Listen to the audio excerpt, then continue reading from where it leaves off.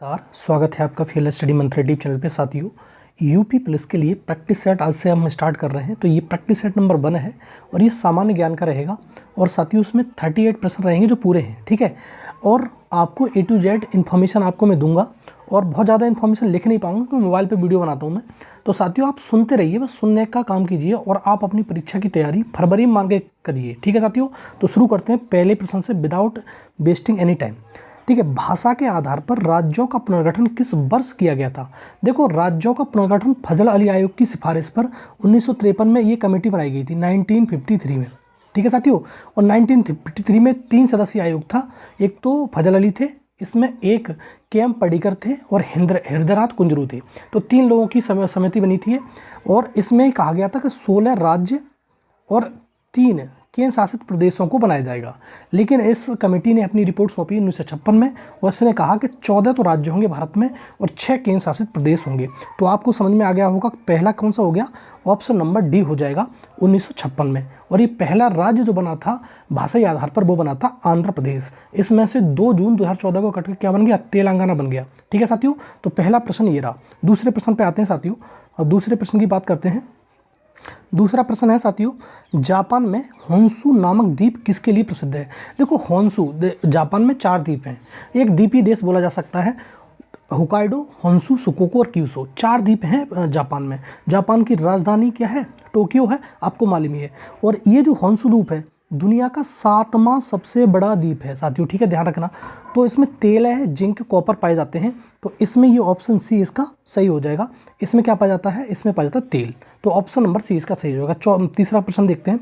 भारत में किस governor general को स्थानीय स्वशासन, बहुत इंपॉर्टेंट है, का पिता कहा जाता है? तो स्थानीय स्वशासन का जो पिता कहा जाता है, स्थानीय स्वशासन की शुरुआत जिसने की वह है लॉर्ड रिपन। इस लॉर्ड रिपन के बारे में और बता देता हूँ।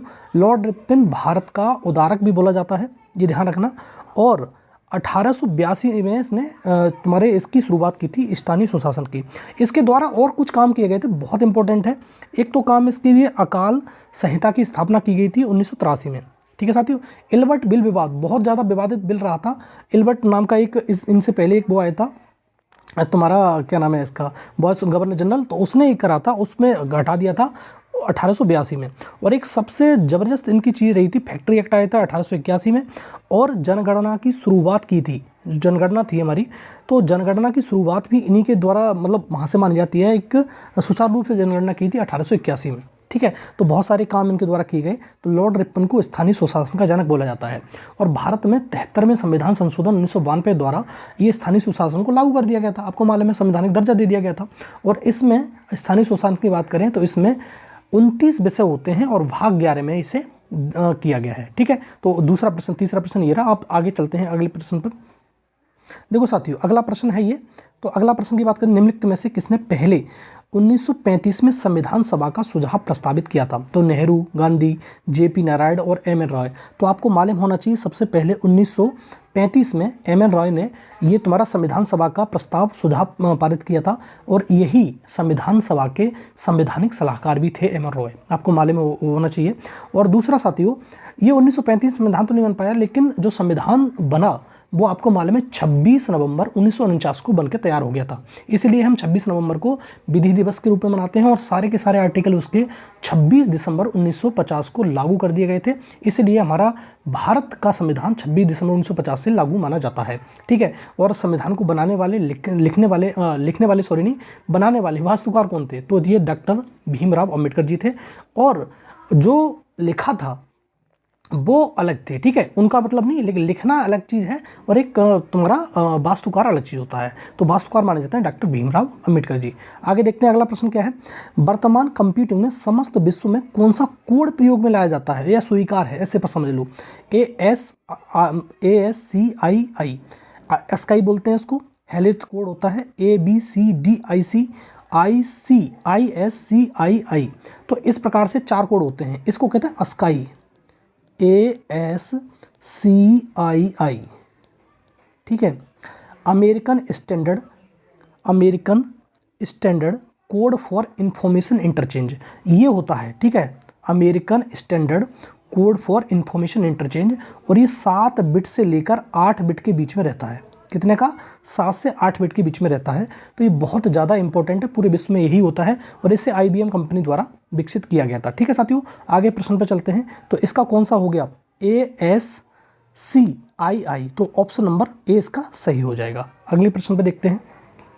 अगला प्रश्न है साथियों ये वाला, और देखो साथियों सारे प्रश्नों को हम ज़्यादा समय नहीं देंगे, कुछ प्रश्न ऐसे होंगे स्ट्रेट फॉरवर्ड, उसको बता के आगे निकल जाएंगे। जैसे है बहन द रिवर स्लीप उपन्यास किसके द्वारा लिखा गया है? तो ये पढ़ने की ज़्यादा जरूरत नहीं है। देखो अनुराग रॉय, विक्रम सेठ, सोवाडे, ये इंडियन राइटर हैं और द एस्टेरिन काया, इन्हीं के द्वारा ही लिखा गया है। ऑप्शन डी इसका सही हो जाएगा। तो इसमें ज़्यादा करने की जरूरत नहीं है। आगे देखते हैं, प्रत्येक वर्ष कितने नोबेल पुरस्कार प्रदान किए जाते हैं? देखो पहले 1969 से पहले 5 क्षेत्रों में किए जाते थे ये, और 1969 के बाद ये 6 क्षेत्रों में प्रदान किए जाते हैं।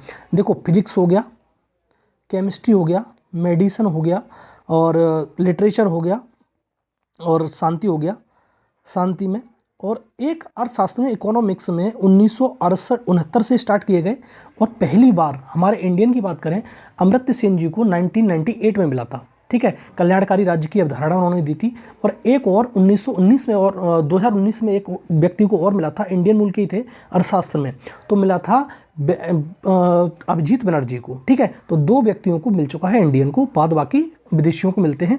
और ये 300वीं वर्षगांठ स्विस बैंक की थी, उस टाइम पे ये स्टार्ट किया गया था इकोनॉमिक्स का। तो कितने क्षेत्रों में दिए जाते हैं? 6 क्षेत्रों में। अब आपको समझ में आ गया होगा। अगले प्रश्न पर चलते हैं साथियों। अगला प्रश्न कंप्यूटर से संबंधित है साथियों। तो कंप्यूटर से संबंधित क्या है? वर्ल्ड वाइड वेब का आविष्कार किसने किया था? बहुत पुराना और बेहद फेमस प्रश्न है, ये सबसे ज़्यादा बार पूछा जाता है, तो इसको ध्यान रखना। तो वर्ल्ड वाइड वेब की स्थापना की थी तुम्हारी टिम बिर्नर्स-ली ने। ठीक है, ऑप्शन नंबर ए एक स्ट्रेट फॉरवर्ड क्वेश्चन है, बहुत ज़्यादा पूछा जाता है। जलीकट्टू के साथ कौन सा खेल जुड़ा हुआ है? जलीकट्टू डैश के साथ जुड़ा हुआ है, कौन से त्योहार के साथ जुड़ा हुआ है जलीकट्टू? तो जलीकट्टू होता है तुम्हारा तमिलनाडु में, ये मालूम होना चाहिए, बेसिक इन्फॉर्मेशन है। और ये पोंगल के साथ जुड़ा हुआ है। देखो जलीकट्टू क्या होता है? जली और कट्टू मतलब बैल होता है, बैल के सींग में पोटली बांधी जाती है सिक्कों की, तो उसको जो मतलब बैल के सींग से जो पोटली उतार लेता है और बैल को जो कब्जे में कर लेता है वही जीत जाता है।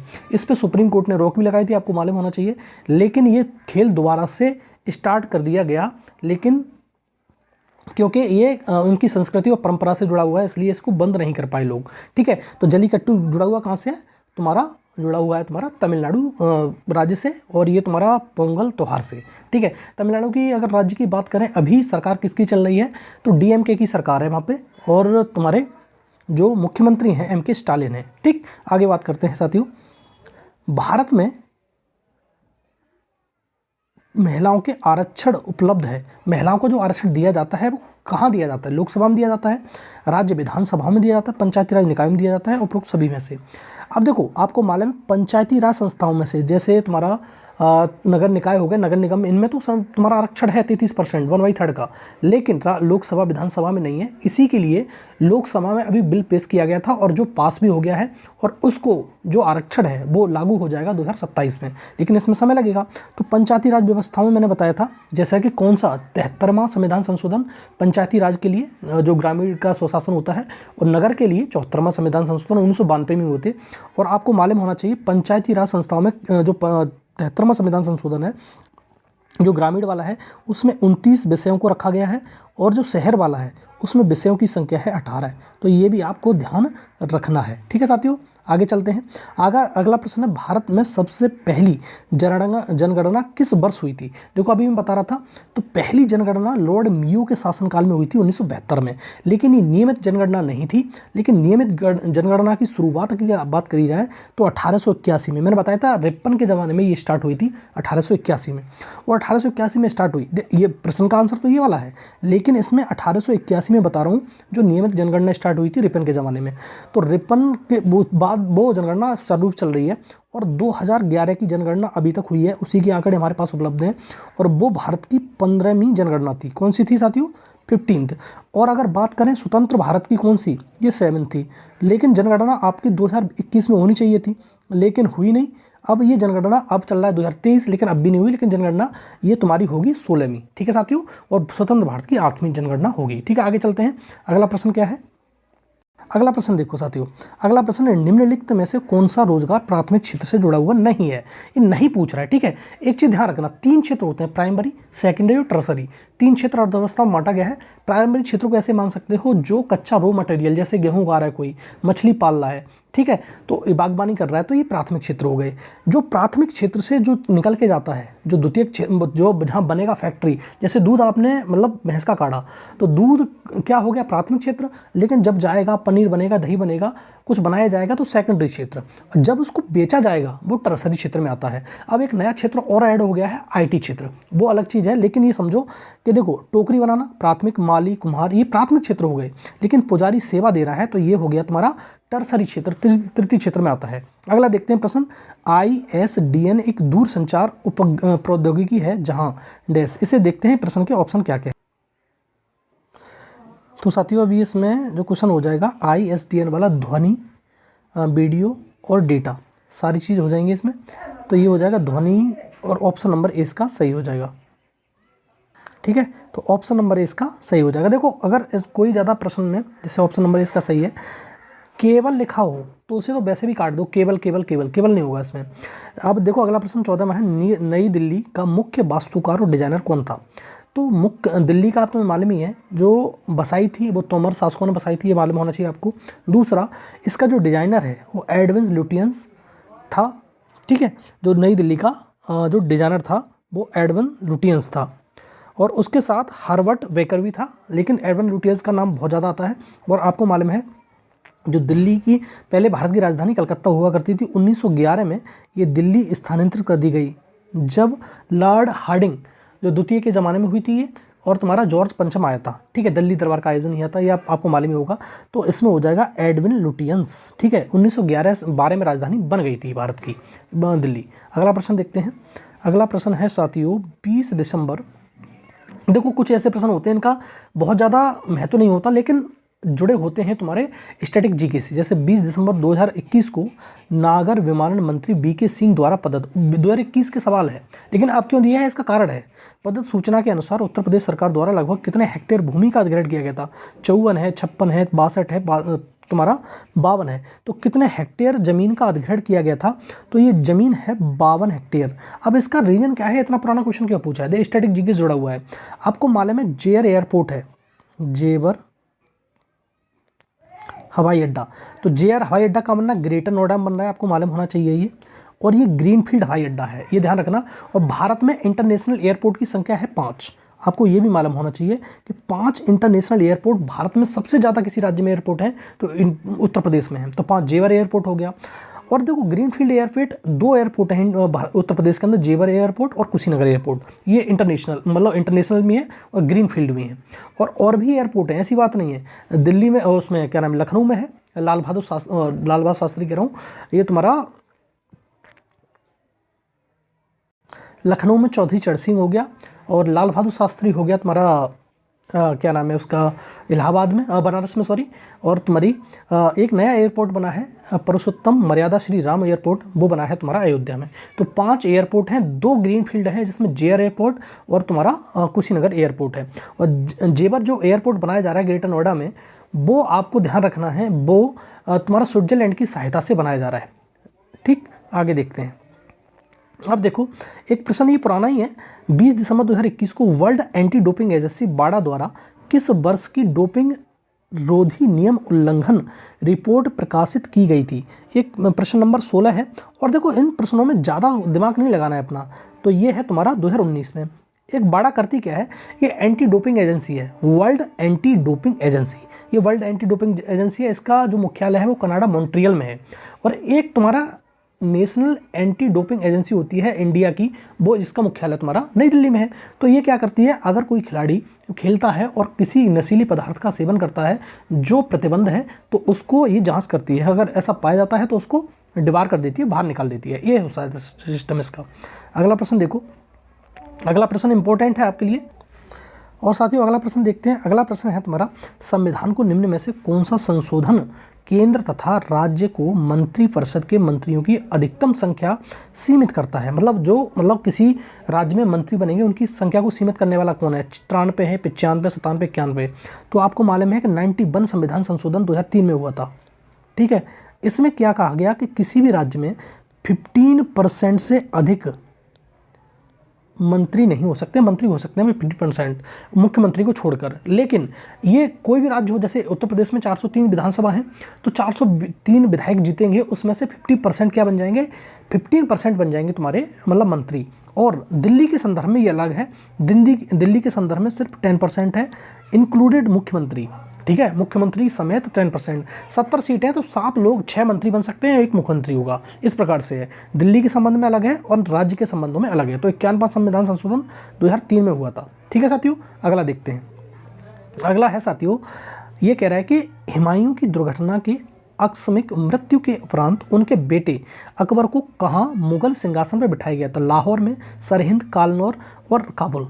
तो ये कालनौर में पंजाब के क्षेत्र है, ये वहाँ पर गद्दी पे बिठाया गया था 1556 में। आपको मालूम है कि ये तुम्हारे जो हुमायूं थे उनकी मृत्यु हो गई, मतलब लाइब्रेरी की सीढ़ियों से गिरकर। ठीक है, तो उसी समय पर जो अकबर की उम्र थी वो 14 वर्ष थी, ज़्यादा उम्र नहीं थी अकबर की। 14 वर्ष की उम्र में अकबर बैरम खां के संरक्षक में सल्तनत क्या कहते हैं उसको, मुगल बादशाह बन गया। ठीक है, ध्यान रखना। तो पहला बाबर हुआ, दूसरा हो गया तुम्हारा हुमायूं, तीसरा हो गया अकबर, उसके बाद जहांगीर, उसके बाद शाहजहां, उसके बाद तुम्हारा जो हुआ था औरंगजेब, और लास्ट बादशाह ध्यान रखना बहादुर शाह जफर सेकंड। ये मुगल बादशाहों का क्रम है, इसको ध्यान रखना। बीच में बहुत सारे आए, फर्रुख सैयार वगैरह, उनको ध्यान रखने की जरूरत नहीं है, बस इतना ध्यान रखो कालनौर, और उस पर उनको वो हो गया था, राज्याभिषेक कर दिया गया था। अगला प्रश्न देखते हैं। अगला प्रश्न है साथियों, भारत का निम्नलिखित में से कौन सा राष्ट्रपति निर्विरोध चुना गया, निर्विरोध निर्वाचित हुआ? तो डॉक्टर एस राधाकृष्णन, आर के नारायण, नीलम संजीव रेड्डी और राजेंद्र प्रसाद। राजेंद्र प्रसाद आपको मालूम ही पहले थे, इसमें से एलिमिनेट करना सीख जाओ आप। ठीक है, राधाकृष्णन हो नहीं सकते, पहले उपराष्ट्रपति बने थे। आर के नारायण तो अब बने हैं, ठीक है, एपीजे अब्दुल कलाम से पहले। और ये तुम्हारा बने हैं तुम्हारा नीलम संजीव रेड्डी, तो ये तुम्हारा हो गया ऑप्शन नंबर सी। और ये भारत के 8वें राष्ट्रपति बने थे। ठीक है, 8वें राष्ट्रपति बने थे भारत के, ये पहले मालूम होना चाहिए आपको। और आर के नारायण एपीजे अब्दुल कलाम साहब से पहले बने थे। आगे देखते हैं क्वेश्चन को, आगे क्या कह रहा है साथियों।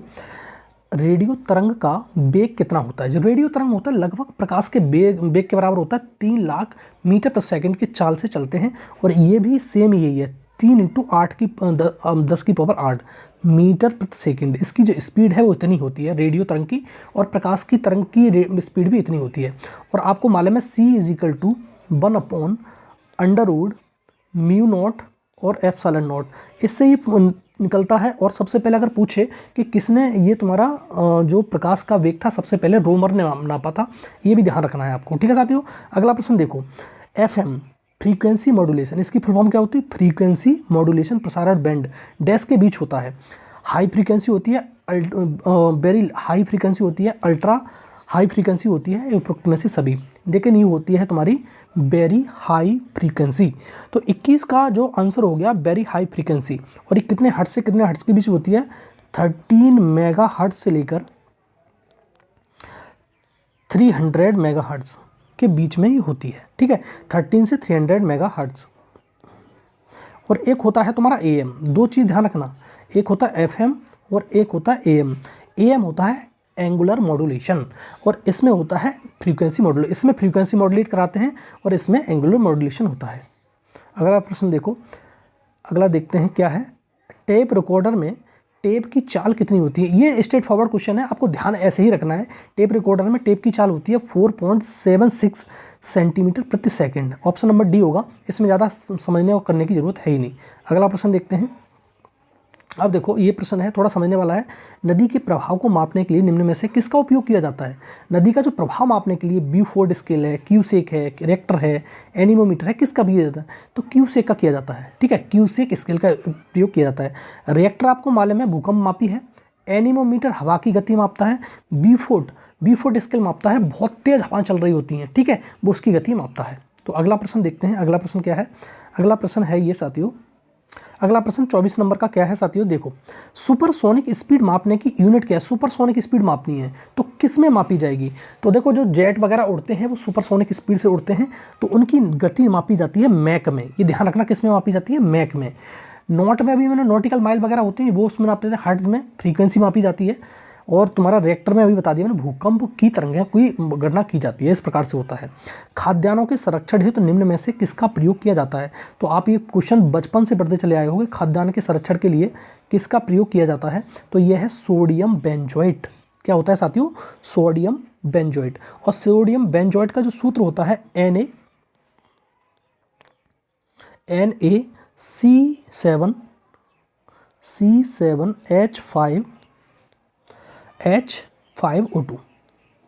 सोडियम बेंजोएट का फॉर्मूला होता है। और ये तो डायरेक्ट आगे क्वेश्चन, इसमें फॉर्मूला भी पूछा जा सकता है। तो सोडियम बेंजोएट का formula Na sodium chloride NaCl होता है, आप जानते हैं। विनेगर सिरका होता है। और पोटेशियम परमैंगनेट लाल दवा हो जाती है, ठीक है, जो कुआं में डाली जाती थी पहले, अब नहीं डाली जाती। तो ये हो गया इसका प्रश्न। अगले प्रश्न की बात करते हैं साथियों। अगला प्रश्न है किसी स्थान की आर्द्रता जानने के लिए निम्न में से किसका उपयोग किया जाता है। आर्द्रता जाननी है तो हाइग्रोमीटर, पायरोमीटर, पेरिस्कोप और हाइड्रोमीटर। तो हाइग्रोमीटर आर्द्रता नापनी है तो हाइग्रोमीटर, पायरोमीटर ताप नापना होता है तो पायरोमीटर, पेरिस्कोप जो पेरिस्कोप लगता है जो तुम्हारी पनडुब्बी होती है उसके अंदर लगता है, हाइड्रोमीटर पानी में सुनने के लिए होता है, ठीक है। पेरिस्कोप पनडुब्बी में लगाया जाता है जो चीज़ ऑब्जेक्ट आप आराम से दिखाता रहे। अगला प्रश्न देखते हैं साथियों। अगला प्रश्न है वह कौन सी पर्यावरणीय परत है जो विकिरण को वापस पृथ्वी में प्रत्यावर्तित करती है। तो 27 का जो आंसर होगा वो होगा स्ट्रेटोस्फीयर। आपको मालूम है 5 परत होती हैं, जैसे मान लो पृथ्वी है, ये होगी अर्थ के ऊपर 5 होती हैं, क्षोभमंडल, समताप मंडल, आयन मंडल, मध्यमंडल, आयन मंडल और वायुमंडल। ये 5 परत होती हैं। तो पृथ्वी से जुड़ी होती है वो जुड़ी होती है क्षोभमंडल। उसके बाद होती है तुम्हारा स्ट्रेटोस्फीयर, इसे कहते हैं तुम्हारी समताप मंडल। और इसी में समताप मंडल में ही जहाज उड़ाए जाते हैं, पहली बार समझ लेना। दूसरा, समताप मंडल में ओजोन लेयर पाई जाती है, O3 यहीं पाई जाती है। समताप मंडल में ही कौन सी पाई जाती है, ओजोन लेयर। और यहीं से तुम्हारा जो आती है वहाँ होकर, लेकिन रेडियो तरंग आती हैं आयनोस्फीयर से वापस होकर, ठीक है, ध्यान रखना, ठीक है। ये हो गया साथियों। अगले प्रश्न की बात करते हैं। अगला प्रश्न क्या है, अगला प्रश्न देखो वैसा ही है, जिसको ज़्यादा समझने की जरूरत नहीं है। निम्न राज्यों में से कौन सा राज्य उदय योजना के लिए समझौता ज्ञापन MOU मेमोरेंडम ऑफ अंडरस्टैंडिंग पर हस्ताक्षर करने वाला देश का पहला राज्य बन गया है। तो ये क्वेश्चन नंबर 28 का जो आंसर होगा C, ये झारखंड बना है। बस इतना ही समझ लो, ज़्यादा समझने की जरूरत है नहीं इसको। आगे आ जाओ। अगला प्रश्न इंपॉर्टेंट है, बहुत पूछा जाता है ये। महात्मा गांधी जी द्वारा राष्ट्रीय कांग्रेस के अध्यक्ष किस वर्ष बने थे। तो ये जो अध्यक्ष बने थे, एक ही उसमें अधिवेशन अध्यक्षता की थी, 1924 बेलगांव अधिवेशन, ठीक है। और ये कर्नाटका में हुआ था, आपको मालूम होना चाहिए था। अब साथियों 1923 की बात करें, 1923 में जो अध्यक्ष बने थे वो बने थे अबुल कलाम आज़ाद, सबसे युवा अध्यक्ष थे। दिल्ली में अधिवेशन हुआ था, ये कहाँ हुआ था, दिल्ली में। ये मोस्ट इंपॉर्टेंट है अधिवेशन, इसको जरूर ध्यान रखना है आपको। कैसे ध्यान रखना है आपको, 1925 का अधिवेशन हुआ था, श्रीमती सरोजिनी नायडू ने अध्यक्षता की थी और ये कानपुर में हुआ था। ये इंपॉर्टेंट इसलिए है। 1922 अधिवेशन चित्तरंजन दास ने गया में, उसी के बाद इन्होंने अपनी पार्टी बना ली थी। आपको मालूम है जो पार्टी बनाई थी चित्तरंजन दास और तुम्हारे एक दूसरे थे MN रॉय ने, ठीक है, मिलकर ये पार्टी बनाई थी, ठीक। अगला देखते हैं साथियों। अगला है क्रीमी लेयर से संबंधित क्वेश्चन है। क्या है, कह रहा है क्रीमी लेयर संबंधित है। देखो क्रीमी लेयर एक OBC आरक्षण आया था। OBC आरक्षण में ये कहा गया था कि बहुत सारे लोग इसमें जो आरक्षण ले रहे हैं वो अच्छी खासी कंडीशन में हैं, आर्थिक स्थिति उनकी बहुत अच्छी है। तो इसमें इस आरक्षण में क्या किया गया, एक क्रीमी लेयर लगाई गई कि इससे नीचे ऐसा आरक्षण मिलेगा, इसके ऊपर ऐसा आरक्षण मिलेगा, इस प्रकार से था।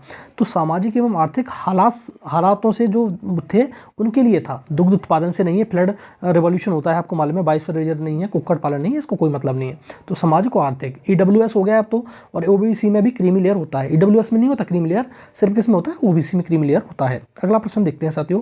अगले प्रश्न ये जुड़ा हुआ है, देखो 3 दिसंबर 2021 को खाद्य और ग्राम उद्योग आयोग द्वारा किस उत्तर पूर्वी राज्य में REHAB परियोजना की शुरुआत की गई है। तो ये 31वां सवाल है, तो इसका ऑप्शन हो जाएगा 31 में का ऑप्शन नंबर D, त्रिपुरा में। तो इसकी शुरुआत करी गई है त्रिपुरा के अंदर। इतना ही छोड़ो क्योंकि ये 21 का है करंट अफेयर्स में, करंट अफेयर थोड़ी पुरानी है, बस इतना समझ लो। अगला देखो, 31 दिसंबर 2021 को किस राज्य के शासित या केंद्र शासित प्रदेश क्षेत्र ने जलवायु परिवर्तन और पर्यावरण पर एक पूर्ण पाठ्यक्रम विकसित किया और संबंधित पाठ्यक्रम शुरू करने वाला भारत का पहला राज्य बन गया है? ये जलवायु परिवर्तन की बात कर रहा है, क्लाइमेट चेंज पे, तो ये महाराष्ट्र बन गया है। क्वेश्चन नंबर 32 का ऑप्शन नंबर डी होगा महाराष्ट्र, ठीक है। और क्लाइमेट चेंज में अगर पूछे अभी 2023 के रिसेंट 2023 का जो सूचकांक आया है, जो इंडेक्स आया है, उसमें भारत की रैंक क्या है? तो भारत की रैंक है 8वीं, ठीक है। जो 2022 में रैंक थी आपकी साथियों वो थी 10वीं, तो 10वीं से हटके कौन सी हो गई है? ये 8वीं। अच्छी रैंक हुई है, भारत ने पर्यावरण पे काम किया है। लेकिन एक आया था EPI, ठीक है, EPI इन्वायरमेंटल प्रोग्राम इंडेक्स, उसमें भारत की रैंक 180 है। 180 में से 180 रैंक मिली है, तो बहुत ख़राब है। इसमें सही है क्लाइमेट चेंज में 8 आ गई रैंक इसकी भारत की। अगला प्रश्न देखो, लाल बहादुर शास्त्री एकेडमी कहाँ पर स्थित है? तो ये लाल बहादुर शास्त्री एकेडमी को मालूम है आपको, हैदराबाद में स्थित है, ना नई दिल्ली, ना इलाहाबाद और ना कानपुर में, ठीक है। तो कहाँ पर है? हैदराबाद में। और ये इसका जो नाम रखा गया है लाल बहादुर शास्त्री 1967 में रखा गया था ये, ठीक। ये और क्रिकेट और फुटबॉल की एकेडमी, मतलब वो है, क्या नाम है, स्टेडियम है। अगला प्रश्न देखो, अगला प्रश्न इंपॉर्टेंट हो सकता है। रीजन क्या है? ये प्रधानमंत्री के द्वारा इसका शिलान्यास किया गया था 19 नवंबर 2021 को। प्रधानमंत्री नरेंद्र मोदी द्वारा उत्तर प्रदेश के झांसी के गरौठा में कितने मेगावाट की ultra mega solar power park की आधारशिला रखी गई है? 600 की, 800 की, 650 की, 700 की। तो ये 600 मेगावाट की आधारशिला रखी गई है। ये बहुत ज़्यादा इंपॉर्टेंट है यूपी के परिप्रेक्ष्य में, क्योंकि आपको बिल्कुल तरीके से ध्यान रखना है इसको, ठीक है। 600 मेगावाट की आधारशिला रखी गई है। लेकिन थोड़ा सा मैं इसमें बताऊं कि भारत ने 2022 तक कितने ऊर्जा का लक्ष्य रखा था, जो प्राप्त कर पाया कि नहीं कर पाया। लेकिन अब इसने लक्ष्य बदल के 2030 कर दिया है, और ये कर दिया है 450 गीगावाट, ठीक है। ये लक्ष्य प्राप्त करना है 2022 तक। पहले था 175, इसे बदल के कितना कर दिया है? और इसे बदल के कर दिया है 450। इतना प्राप्त नहीं कर पाए तो इतना कर दिया इन्होंने। और 2047 तक ऊर्जा में क्या करना है हमको? आत्मनिर्भर होना है, ठीक है। आगे चलते हैं साथियों, अगले प्रश्न पे बात करते हैं। अगला साथियों बात करते हैं, लाल रक्त लाल दिखाई देने का कारण क्या है? तो प्लाज्मा है, लोहितड़ा है, हीमोग्लोबिन है, कतिपय स्रावों का होना है। तो हीमोग्लोबिन के कारण ये लाल जो रक्त होता है वो लाल दिखाई देता है और कुछ नहीं है। और 1 ml में खून लाल रक्त कणिकाओं की संख्या होती है वो लगभग 5 लाख से 6 लाख के बीच होती है। और तुम्हारा अगर मैं हम कहें कि लाल रक्त कणिकाओं का जीवन काल कितना होता है, लगभग 120 दिन के समथिंग में होता है, 120 दिन, ठीक है। और श्वेत रक्त कणिकाएं होती हैं, उनका जीवन काल 3 से 5 दिन के बीच में होता है, उनका ज़्यादा नहीं होता, लेकिन लाल रक्त कणिकाओं का ये होता है। और ये मरती कहाँ जाकर हैं? तो ये प्लीहा में जाके मर जाती हैं, इनकी डेथ हो जाती है। 17 दिसंबर 2021 को किस राज्य सरकार ने तमिल थाई वस्तु, इंपॉर्टेंट क्वेश्चन रहेगा, ध्यान रखना आप, ये राज्य का गीत घोषित किया है? तो यह आमद तमिलनाडु, तमिल थाई वस्तु तमिलनाडु का किया गया है। और ये तमिलनाडु के जो मुख्यमंत्री थी, जो सुंदरराजन, उनके द्वारा किया गया था। लेकिन अभी अगर पूछा जाए, मैंने बताया था DMK की सरकार चल रही है, MK स्टालिन इसके मुख्यमंत्री हैं। तमिल थाई वस्तु को ये सम्मान में किया गया है अपने राज्य की गरिमा के लिए, ठीक है। और इसको गाया कितनी देर में जाएगा? तो इसको 56 मिनट के अंदर गाने की प्रावधान किया गया है। कितने मिनट में? 55 सेकंड में गाने का, 56 मिनट नहीं, 55 सेकंड में गाने का प्रावधान किया गया। अगला प्रश्न देखते हैं। अगला प्रश्न है, 25 नवंबर से 5 दिसंबर 2021 के मध्य स्पेन में आयोजित डेविस कप 2021 का खिताब मारिन सिलिच को पराजित कर किसने जीता थी? इंपॉर्टेंट रहा था, लेकिन इतना इंपॉर्टेंट नहीं है। डेनियल मेदवेदेव, ये रसिया के खिलाड़ी हैं, ठीक है, उन्होंने ये खिताब जीता था। इतना ही ध्यान रखो, आगे आ जाओ। अब देखो एक क्वेश्चन और है लास्ट इसका, गोल्डन पेन ऑफ फ्रीडम पुरस्कार किससे संबंधित है? तो ये किस में दिया जाता है? गोल्डन पेन ऑफ फ्रीडम पुरस्कार ये दिया जाता है तुम्हारा पत्रकारिता के क्षेत्र में। इंपॉर्टेंट है, पत्रकारिता के क्षेत्र में दिया जाता है, तो ये इंपॉर्टेंट रहेगा। और वैसे पत्रकारिता के क्षेत्र में ये एक रिपोर्ट आती है हर बार, ठीक है। वो रिपोर्ट होती है कौन कितना देश फ्रीडम है, मतलब पत्रकारिता के लिए, ठीक है। तो प्रेस फ्रीडम इंडेक्स आता है, वो भी अलग है, ये अलग है, और ये भी विदेश संस्था द्वारा किया जाता है। तो साथियों अब 38 क्वेश्चन हो चुके हैं पूरे के पूरे, थोड़ा सा 2-4 मिनट ऊपर नीचे हो सकते हैं, इससे ज़्यादा नहीं होगा। तो 38 प्रश्न। साथियों पहली बार इस चैनल पे आए हो तो चैनल को सब्सक्राइब करके बेल आइकन दबा देना, और जो मैंने कराया है उसको आगे फॉरवर्ड करो, जिससे लोग ज़्यादा से ज़्यादा जुड़ सकें। ठीक है साथियों, बहुत बहुत धन्यवाद।